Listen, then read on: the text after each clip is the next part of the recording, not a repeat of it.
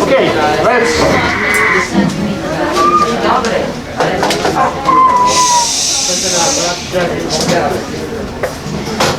Okay, Friday. Last period. Make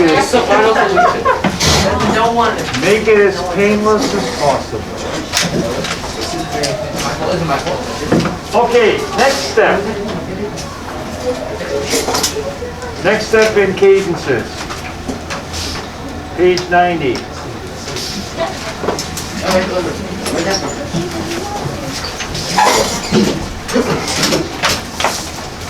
Now, you could read page 88 and 89, and there's kind of a long-winded explanation with all kinds of numbers and things like that.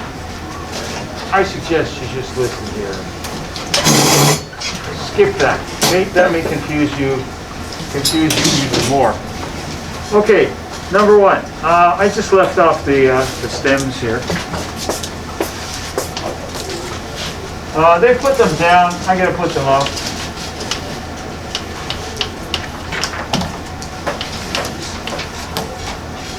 Okay. And the instructions are always, if you want to know where to start, you always figure out the key. Now, simple logic. Number one, there will be a cadence, that is 2 chords at the end of the phrase. How do I know where the end of the phrase is? Well, usually they tell you, or there's a phrase marker. So that's easy. Last 2 chords under the phrase mark. Okay, next, even if this is the very last, normally you're going to go like this. You're going to get 4 bars, the cadence, another 4 bars, and finish. Okay? Here they're just kind of getting you used to it. So they're just giving you 1. So the challenge is not to do much more than just figure out what you go there. Okay, so 3 flats. Okay, that's your only choice.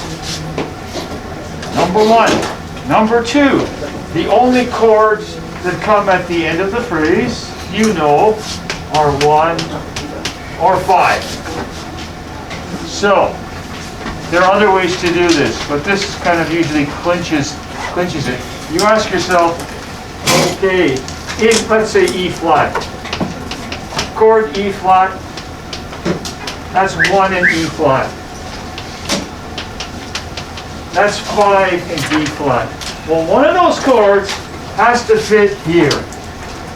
And since that's a C, you can look as long as you want here, you will not find a C. Okay, therefore, E flat is not a possibility. So, you've solved your problem. The other solution is you look at the obvious stuff, right? You end on a C, I see do, do, sol, right? This is what I see. I see the chord, the tonic chord there, and I basically see the dominant chord there, and then I see the tonic chord again there, and then, right? So for example, if I, so I got,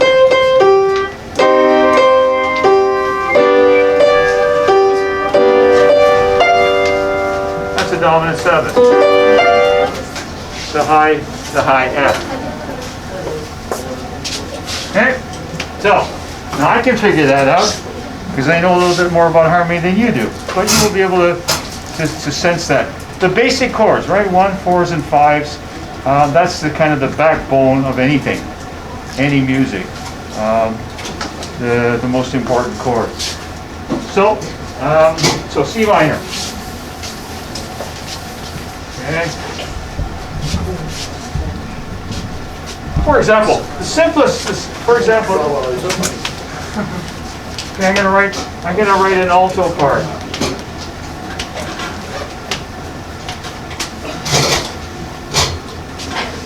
Which might be something like this. So, harmony, C, E flat, G. Alright, dominant 7th, G, B, D, F. I don't even need some notes, I can leave them out. So the trick would be to choose the correct notes that fit here. So there's another C minor, and then boom, boom, two different chords there. Alright. Now, if you wanted to, do a, whatever you want to call it, composing.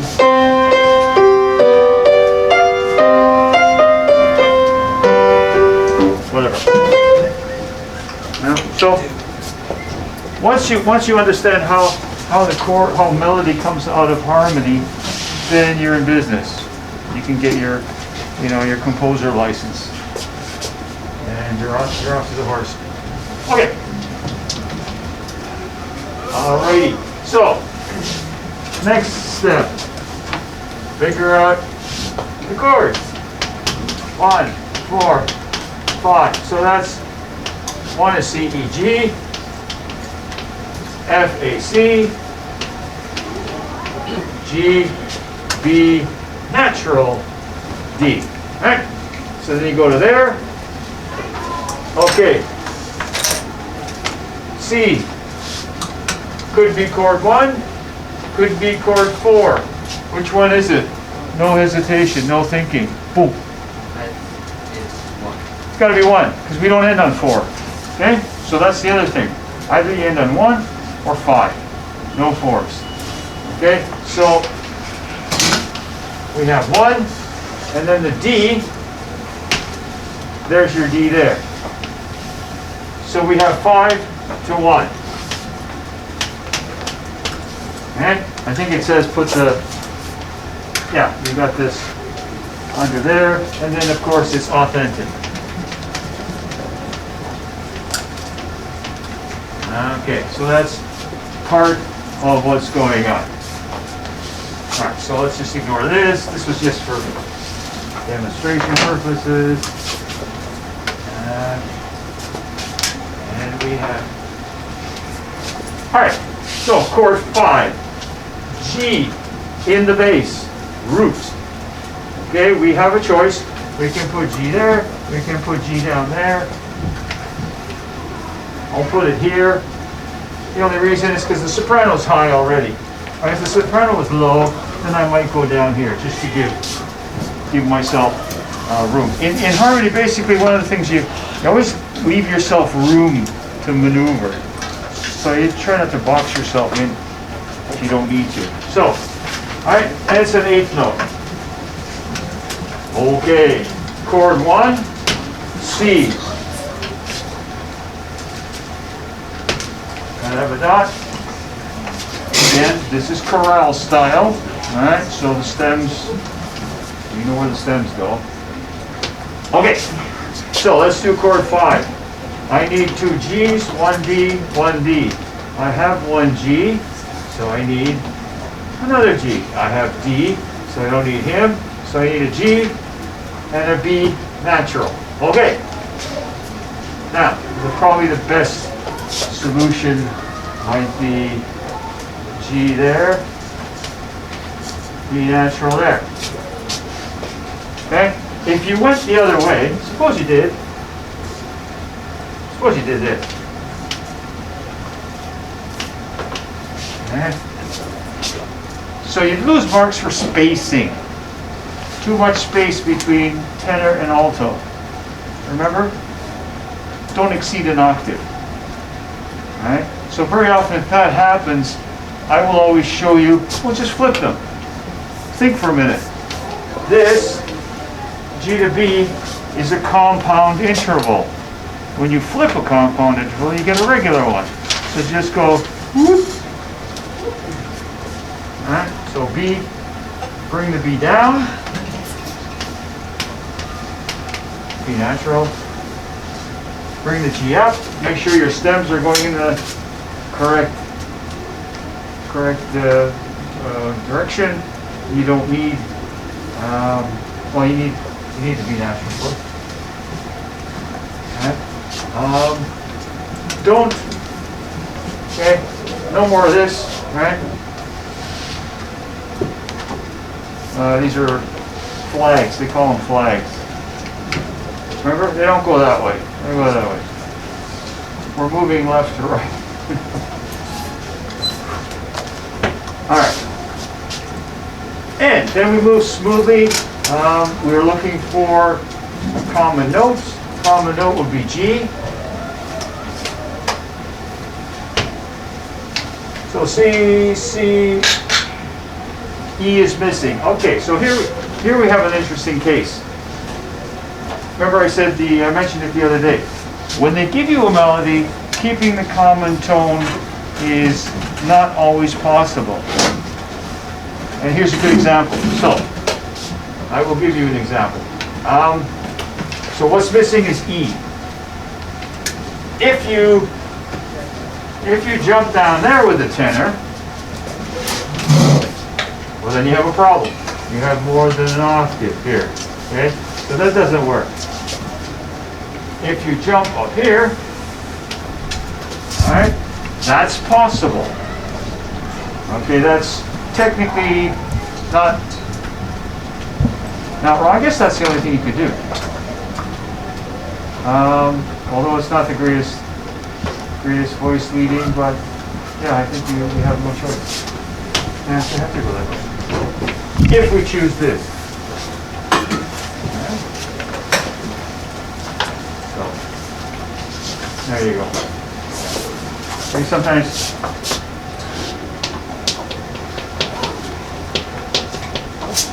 your other choice, your smoother choice, right? Okay, so this jump of a fourth,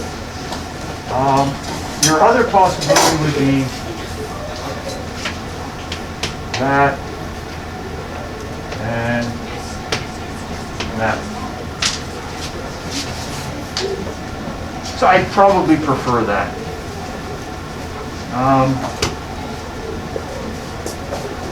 Yeah, sometimes for harmony it's really difficult to say, to pinpoint, this is better. I mean, I can say this is better, but to explain why it's better is sometimes difficult. It's something that you just pick up with experience. So you kind of have to just let that go by. Don't ponder too much. Okay. All right. So that would be your final answer. Okay. All right. Label the chords. The thing, letter B. Label the scale degrees of the two melody notes under the brackets. That has to do with the two preceding pages. They kind of give you a way to do this. It demands more memory cells to be used up than you really need to. So I think just kind of follow it this way. Stick with me, guys. You'll be all right. Okay, so any questions on that? I'll do another one. Got it? Okay, so I'm going to just rub them off. So when I'm putting stuff on the board, you should kind of just be fast.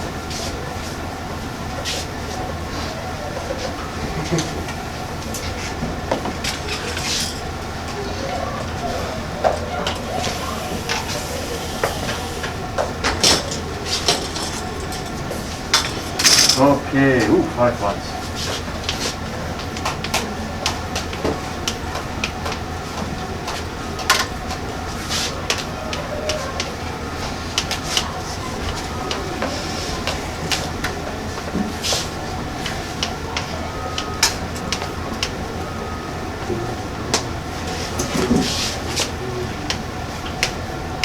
So while I'm doing this, you're trying to figure out what key we're dealing with here.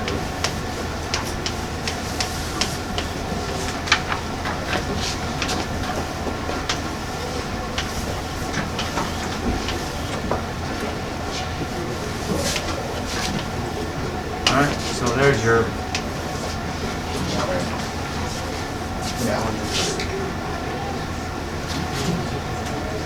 Okay, so two flats, D flat major or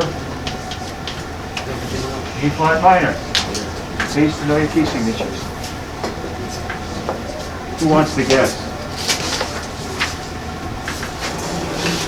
So if you were looking for minor, you always ask yourself, you know, what would be the leading note, so on and so forth. This was not this.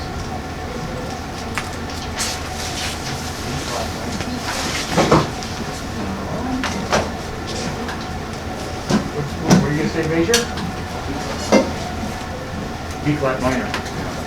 Yeah, so this is an interesting one. You've got a B flat scale. I mean, they kind of just throw the scale, but nothing's raised. Why is that? Natural. It's natural. Okay, fair enough. I see it as it ends up as the same thing. I see it as a descending melodic minor. So, the same difference, right? Yeah, okay. So sometimes these things are a little bit tricky, but again, you go to the last one. So in the key of, you can just quickly calculate in D flat major, right? Chord 1 would be D, F, A. Well, that doesn't fit, D, F, A. If it was 5, it'd be A, C, E. Oh, that doesn't fit either. So, you know, your question is answered. Yeah, washroom? I gotta shout.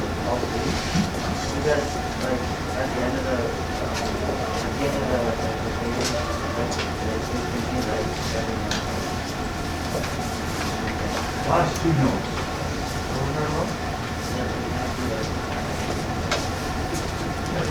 One of those.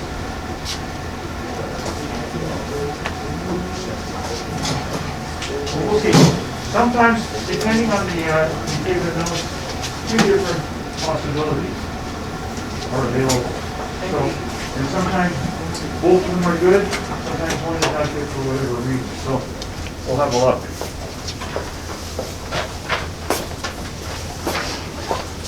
So, we decided it's B flat minor, so that's alright.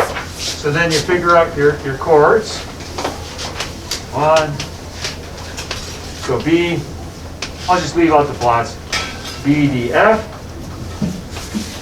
E, G, B, F, E, natural, right? Okay. So here's you got two B's. B, B. So we're talking about 4 and 1. So your only possibilities are this combo or that combo. If you choose this combo, you're not my friend. So you want to choose this one. For obvious reasons. Okay? And it's a minor. So your answer is plagal.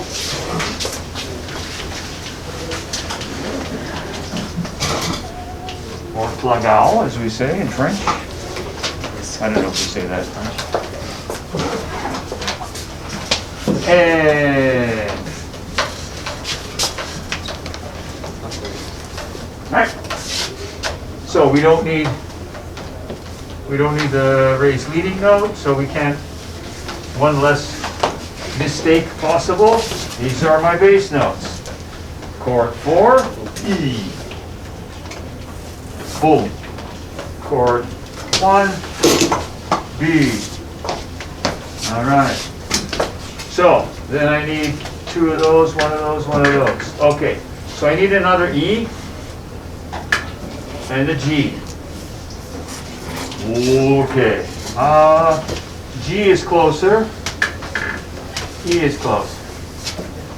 Okay? Again, I arbitrarily choose, again, I like to keep the alto sort of near the bottom here, the tenor up there. Start with that idea and then kind of see what gives. Okay, so then this one here, I already have the two B's, so I need a D and an F. That's nice, because those two guys are just going to go like that. There they go. Beautiful. Good piece of work.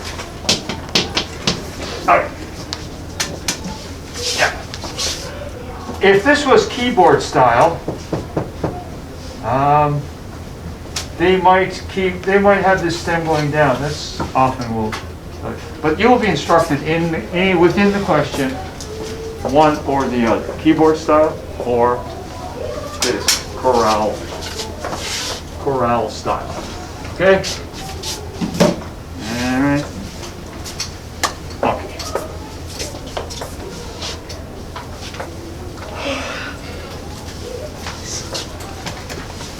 We're going. Do one more, and then you can. I'll leave the other three, the last three for you to do. You can probably finish them before you leave this hallowed institution. And you can enjoy your weekend. Okay.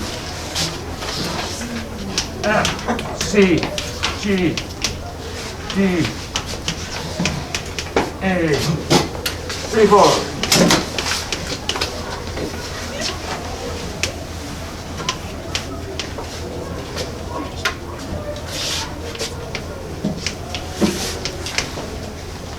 I would probably do that.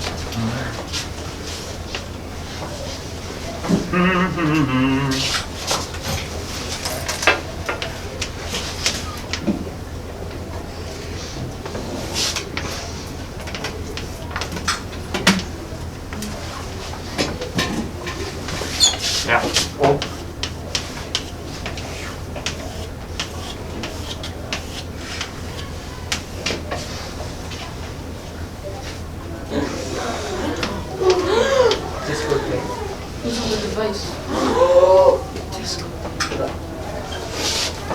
All right.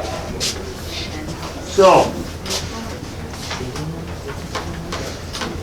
either we have B major or down 3 semitones.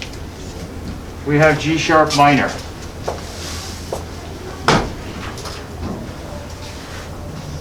Well, just staring at that, I see a lot of B's, like right away. Okay, that doesn't mean it's a B major, but you know, kind of tilts one towards that direction. I see sol do. That's a very common feature with an upbeat. Sol do, so you know, you sing that, you play that kind of stuff all the time. Right? Okay. The other feature that doesn't appear is an F double sharp, which would be an indicative of, you know. So we're going to go with the B major.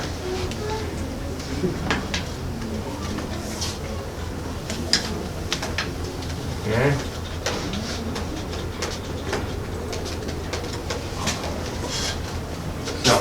Because this is a case where, you know, if you stop and think about it for a second, the chord 1 in G sharp minor would be GBD. Well, there's a B in there, so I mean, you know, you're going to get stuff like that where you start to second guess, doubt yourself a little bit because, well, wait a minute, it can be both. It can be both ways. Well, let's just try that. If that was 1. Let's try it. Okay. So this 5 would be D, F double sharp, right?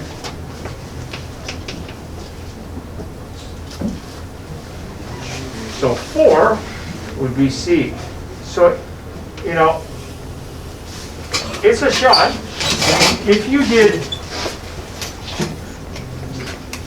did that one, 4 to 1 of G sharp minor, it could work. Right? It could work. It wouldn't sound right based on what we've got here because of these F's, but it's possible. Okay. So again, you're going to be, you will see sometimes where it's, you know, I'm not 100% sure, right? But to me, it looks like the B because I have sol do da da dum dum dum dum dum dum. It just, you know, if it smells, if it walks like B major and talks like D major, it probably quacks like D major. All right. So just be aware of that. It's sometimes you get one of those. So, BDF, EGB, FAC. Okay, so this is clearly a 5. There's my C, and there's my B. So authentic. Okay, and these, don't need this guy. These are my notes in the bass. For chord 1, it's a B. For that one there, it's a F. Okay, make sure your notes are, make sure they match the given notes, the same note values, right? And then just go like this. First chord, I need 2 Fs, 1 A, 1 C. Okay, I've got an F, so that's one more F. I got a C, don't need them. So all I need is an F and an A. And the most logical place would probably be A, F. Based on what I said before. Just try to keep your tenor, you know, up here, alto there. Usually works.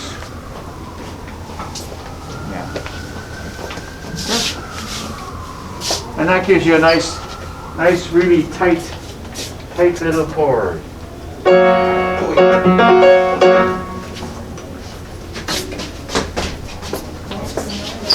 And you go re, do.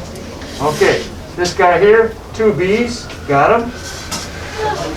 Need a D, need an F. Okay, so this is going to be like the one before.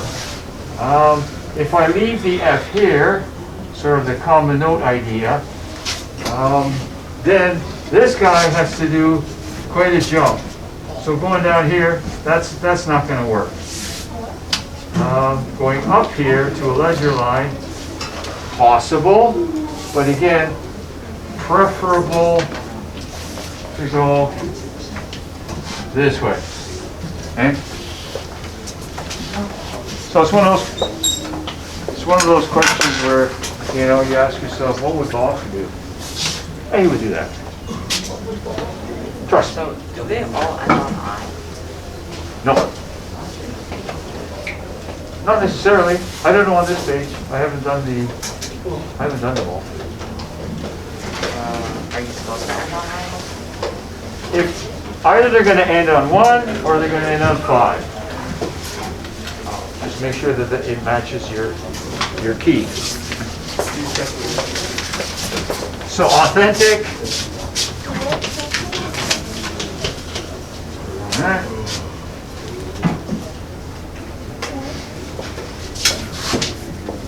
Now, so it's your just.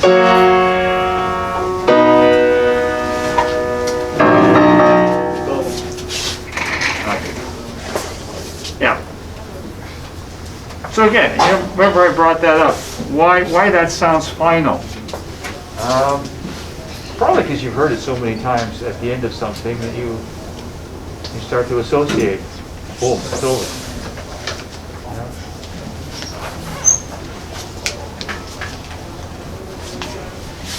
Because our brains work in patterns. You're always trying to figure out a pattern to make sense of things, right? And then somebody will maybe tell you, well, forget it, the universe is just random. Stuff happens. It just happens. Sometimes it's good stuff happens, sometimes bad stuff happens. No reason, it just happens. Okay.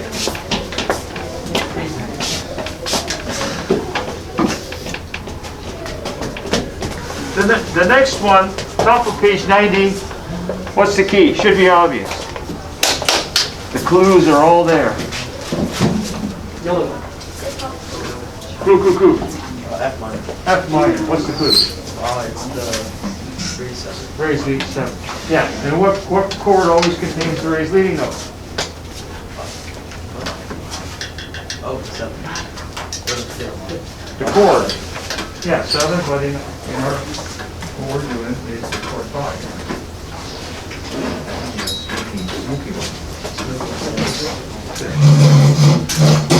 That's right. So, F minor. The next one, the clue is in the very first bar and a half. B flat major. Right. Okay. Goes over, ready?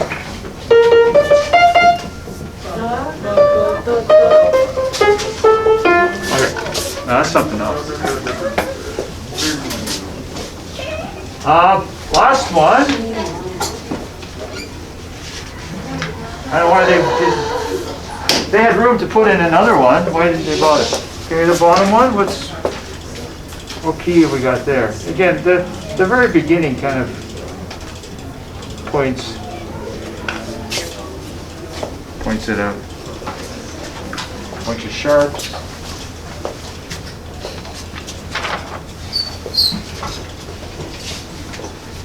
Yes. F sharp minor. Yeah, I would agree with that. Last one, F sharp minor. Okay, so amuse yourselves filling those in, and then we'll talk some. We'll keep taking this to the next level, as they say, where you'll be asked to finish, do the cadence here, and then exercise your creativity and write me another 4 bars of melody out of your head, and write a cadence at the end of that. That takes a little practice. But there are certain basic principles. Hopefully I can show you those. That music follows its own grammar. So if you do a couple of things right, you'll have an acceptable answer. It may not be Mozart or Beethoven, but it'll be mechanically sound. No pun intended. So that'll take. We'll be stuck on that for a while because it does take a little bit of practice. Since I'm here, conservatory exams. Yeah, we haven't forgotten about those.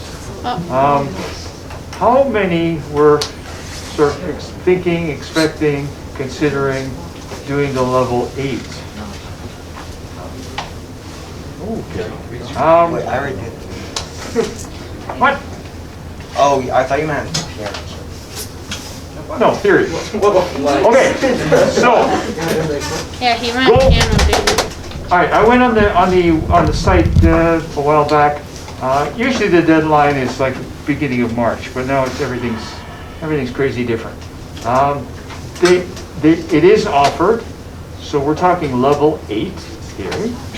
You can do it online, and I tried to sort my way through all the stuff that they've printed about that. RCM examinations. Just go through it on the weekend. See if you can make any more sense. it seems to me you can do, there's two ways you can do it. You can buy the study guide, remember like what we did last year? Because now with the conservatory, everything is buy, right? They need your money. So you can buy the study guide and do the exam.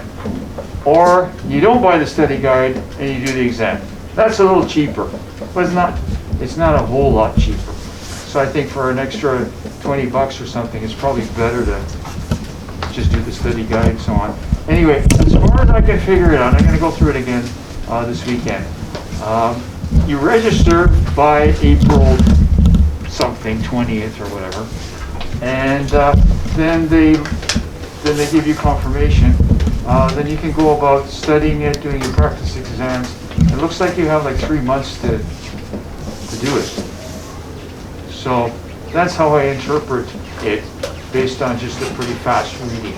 I'm going to try to read it again, probably on this weekend, but it wouldn't hurt if you went there and just kind of got a sense of what's going on. And so we're not going to do it in person like we used to, because these are not normal times. Like, I used to do grade 7 and 8 at the end of May in the classroom every year. They would trust me with the exam. Now, no way I'm going to book that, because who knows? Then they shut the school and it's all messed up. So, and I really think the online versions were fairly easy. I thought, they're pretty fairly easy done. The price is obviously they overcharge you for this simple thing, especially when a computer marks it. They're not paying anybody to sit there and mark it with a pencil. But have a look at that, and then we'll continue the discussion in the near future. We'll kind of come up with a strategy or something, right? So it's there. Deadline is like in April. It's basically the same kind of thing as last year. Okay, so all we need to do is more specifics. If you did an exam last year, then you have a number. You have a conservatory number, which you will have for the rest of your life.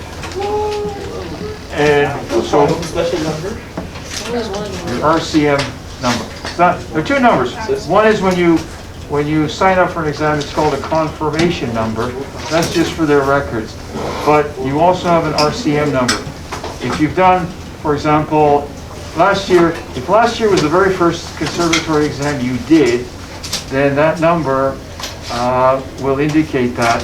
At the beginning, it'll be like an S, which means spring, and then the date 20, and then a bunch of other numbers. So you can usually figure out where. If you did, let's say, a grade 1 piano years ago, you've already got a number. And that number is used for everything. Okay? So hang on to those. If you registered under my name, I have your number served in my little website there. So if you need it. But not to worry. People panic. They don't have a number. Last year, I know some of us, especially when grade 7, we had hassles with the conservatory, and it was mostly technical, because they were making this up real fast. It was not something they sort of expected. It was just all of a sudden, hey, we have a pandemic, guys. What do we do with these exams? So they had to really think fast, and of course, there's always going to be problems, and there were. Like some of you couldn't get confirmation, and we had hassles about who do you contact, etc. But that, hopefully, they've more or less solved some of those technical problems. But we certainly hope so. Because if you're paying money, that's what you expect, right? So, have a look at that. RCM examinations. Just go there, check out theory, level 8. It gives you some sample study scores, which you know, but we'll talk more about it in the future. Okay. I'll get those other things on Monday.